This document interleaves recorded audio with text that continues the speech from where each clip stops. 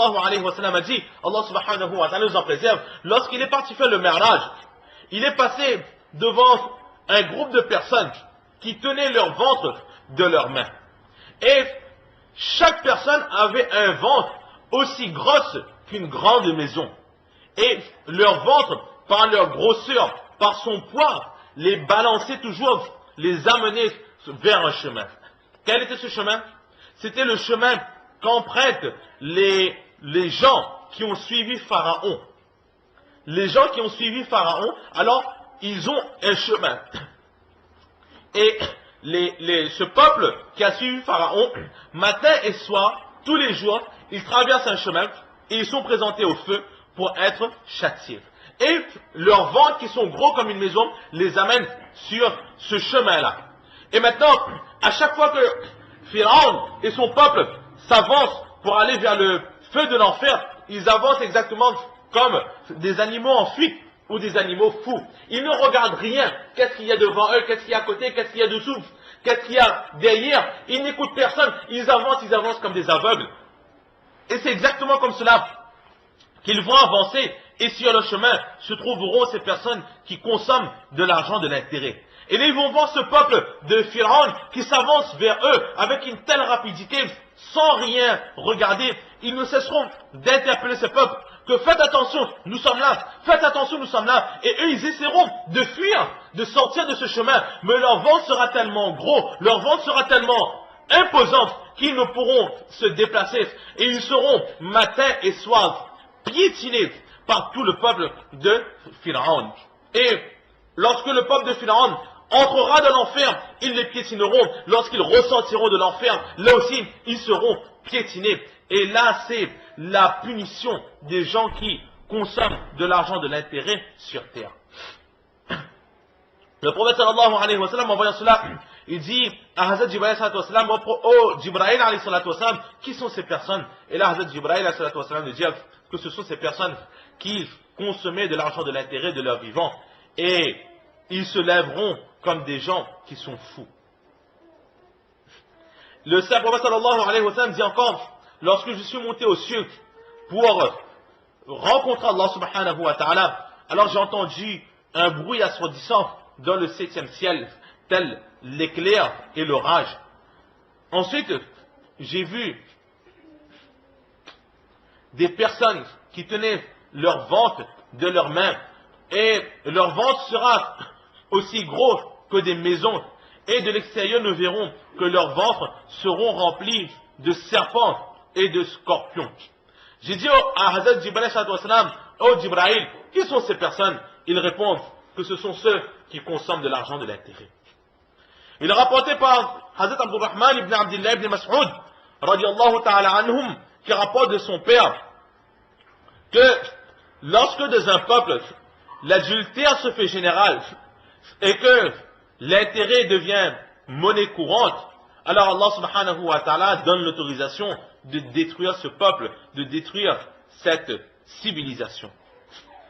Le prophète sallallahu alayhi wa sallam dit qu'à chaque fois que dans un peuple, l'intérêt deviendra monnaie courante, alors la folie pénétrera de ce peuple, et à chaque fois que l'adultère sera chose naturelle dans un peuple, alors la mort attaquera ce peuple très rapidement. Et à chaque fois qu'un peuple trompera, volera dans les transactions, alors Allah subhanahu wa ta'ala enverra sur ce peuple la sécheresse. Allah subhanahu wa ta'ala nous en préserve. Dans le sens d'un hadith, il est dit que la personne qui consomme de l'argent de l'intérêt, dès sa mort même, il sera châtié. Pas au jour de la résurrection, mais dès sa mort, jusqu'au jour de la résurrection, il sera châtié. Il sera jeté dans un fleuve rouge, aussi rouge que du sang. Et on lui fera avaler des rochers. Et ces rochers représenteront tout l'argent de l'intérêt qu'il a amassé sur terre. Et il sera obligé, on l'obligera de manger tous ces galets. On enfoncera ces galets de feu dans sa bouche. Exactement comme sur terre, avec plaisir, il consommait l'argent de cet intérêt. Et ça, c'est la punition qui lui est réservée dans la tombe avant la résurrection. Et en plus de cela, il aura sur lui la malédiction d'Allah subhanahu wa ta'ala. Et dans le sens d'un récit, le Saint-Prophète sallallahu alayhi wa sallam dit 4 catégories de personnes, Allah subhanahu wa ta'ala aura le droit de les priver de l'entrée du paradis. Et ils n'auront aucun bienfait de la part d'Allah subhanahu wa ta'ala. Celui qui consomme des boissons alcoolisées, celui qui consomme de l'argent de l'intérêt, celui qui usurpe le bien de l'orphelin sans droit, et celui qui désobéit à ses parents, sauf si avant de mourir, ces personnes font un repentir sincère. Allah subhanahu wa ta'ala nous en préserve. Et c'est ce récit que nous voulions prévenir au début. Aujourd'hui, nous essayons de détourner l'intérêt en essayant de prendre certaines définitions ou de regarder sous un angle pour rendre licite ce qui est illicite. Alors il est dit que les personnes qui consomment de l'argent de l'intérêt seront ressuscitées au jour du Qiyamah tels des chiens et des porcs. Pourquoi? Parce que sur terre, ils ont essayé de faire croire que l'intérêt qu'ils consommaient n'était pas de l'intérêt. Exactement comme au peuple de Sab, Allah subhanahu wa ta'ala, un peuple de juifs, Allah avait interdit de pêcher le samedi. Alors, et volontairement Allah subhanahu wa ta'ala, pour les tester, faisait en sorte que c'est le samedi qu'il y avait le plus de poissons dans la berge. Alors qu'est-ce qu'ils faisaient? Et le dimanche, il n'y avait rien. Qu'est-ce qu'ils ont dit? Ils ont dit que d'accord, Allah nous a interdit de pêcher le samedi, alors nous n'allons pas pêcher. Mais qu'est-ce que nous allons faire? Nous allons mettre les pièges, les filets dans la nuit du vendredi. Le samedi, nous ne travaillerons pas. Et étant donné que les filets seront présents, le dimanche, nous ramasserons tous les poissons qui se sont fait attraper le samedi. Donc nous n'avons pas pêché. Pêcher veut dire prendre le poisson et le tirer de l'eau. Nous n'allons pas faire ça, nous allons simplement bloquer les poissons le samedi et nous les pêcherons le dimanche. Alors que là, nous voyons très clairement qu'ils ont essayé de tromper Allah subhanahu wa ta'ala. Lorsqu'Allah les a interdit de pêcher, Allah les a ordonnés de ne pas s'approcher, de ne pas avoir affaire aux poissons, de rester chez eux, ne pas mettre de piège, rien. C'est ce qu'Allah subhanahu wa ta'ala avait ordonné, mais ils ont essayé de tromper Allah subhanahu wa ta'ala, et Allah les a châtiés en les transformant en chiens ou en porcs. Et bien de la même façon, les personnes qui sur cette terre, dans le peuple du Saint-Prophète sallallahu alayhi wa sallam, essaient de tromper l'œil des autres en faisant croire que, en apparence, c'est peut-être de l'intérêt, mais si on regarde les définitions, si on regarde les écrits des anciens, etc., alors nous voyons que cela n'est pas de l'intérêt, alors qu'aux yeux d'Allah subhanahu wa ta'ala, cela est de l'intérêt. Alors, en punition de cette tromperie, comme ils ont voulu changer le visage de l'intérêt pour le rendre illicite, au jour de la résurrection, Allah subhanahu wa ta'ala changera le visage de ces personnes aussi, Allah nous en préserve, en chiens et en porcs, en punition de leur action.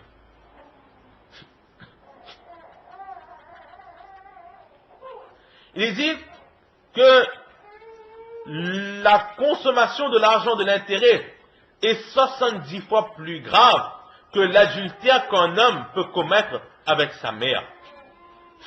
Allah nous en préserve.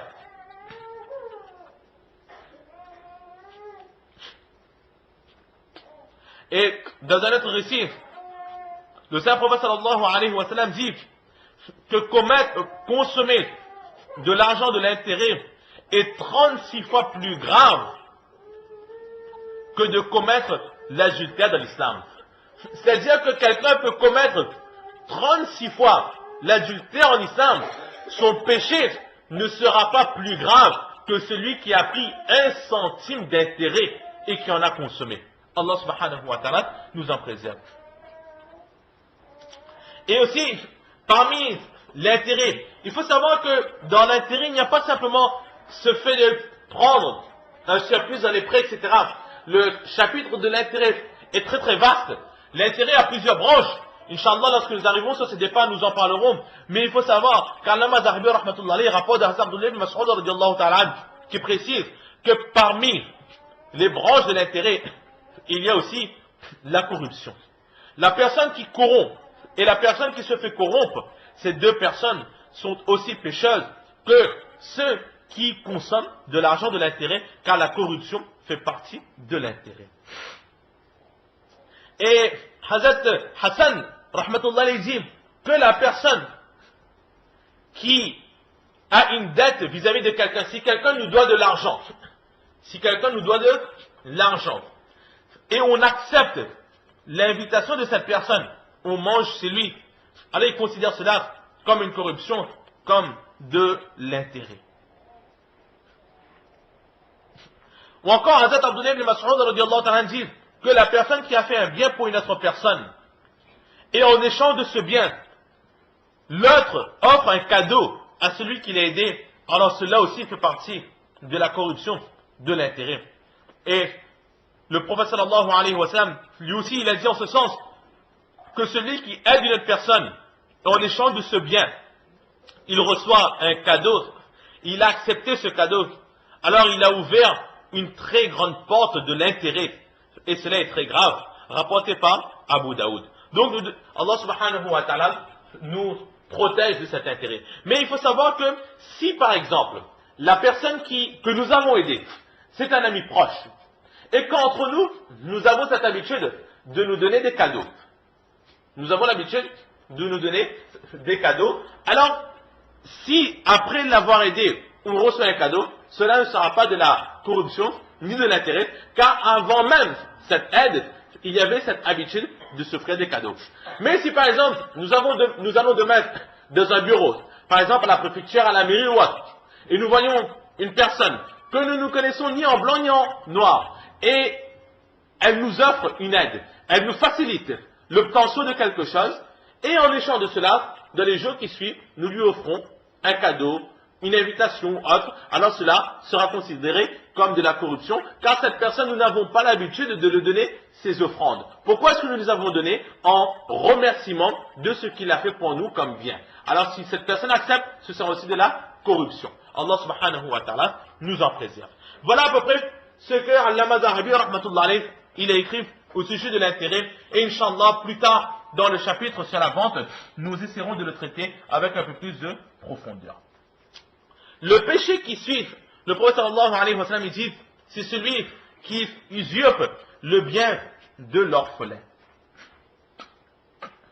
Toujours, en suivant ce que Allama Zahabi, rahmatullah alayhi, écrit dans son livre Al-Kabaïr, il faut savoir qu'Allah subhanahu wa ta'ala, il dit dans le Coran, Inna alladhina yakuluna amwala al-yatama zulman, innama yakuluna fi butunihim nara, wa sayaslawna sa'ira.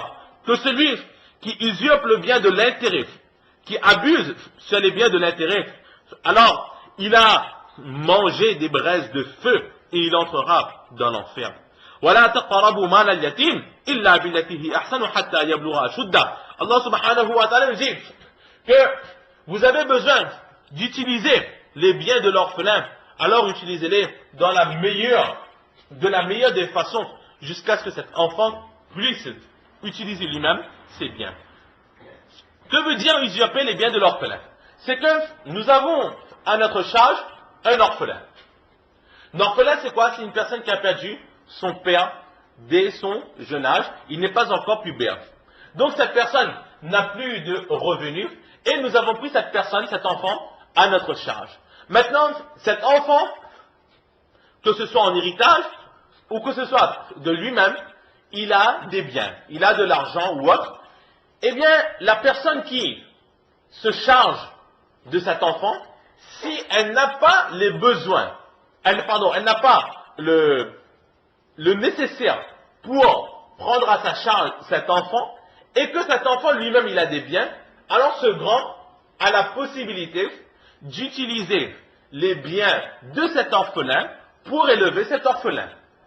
Donc nous allons voir au travers des hadiths avec un peu plus de clarté ce que cela veut dire, mais il faut savoir que celui qui utilise les biens de l'orphelin, soi-disant pour aider cet orphelin, mais qui en fait utilise à ses propres fins, alors cela est un péché très très grave. Comme nous avons pu lire, par exemple, très souvent, que ce soit dans les contes pour enfants ou dans certains recueils français, nous pouvons voir que très souvent c'est l'histoire d'un orphelin qui se fait adopter et qui souffre, il est réduit à l'esclavage tel un souillon, il n'a aucun droit, et les quelques biens qu'il a gardés de ses parents, alors ces personnes qui l'ont accueilli ont volé ses biens, et cette personne se retrouve exactement comme un esclave. Cela est strictement interdit en islam.